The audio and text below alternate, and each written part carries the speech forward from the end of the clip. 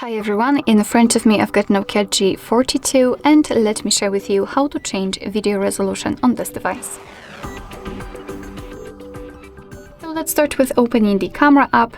Let's tap on it, and firstly we have to change the mode to the video one. So let's tap on the video.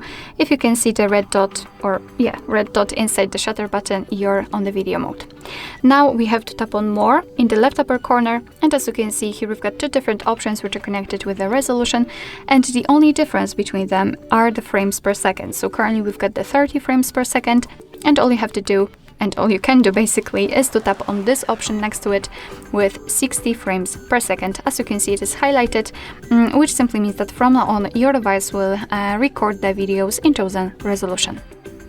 Alright, so that will be all. Thank you so much for watching. I hope that this video was helpful, and if it was, please hit the subscribe button and leave the thumbs up.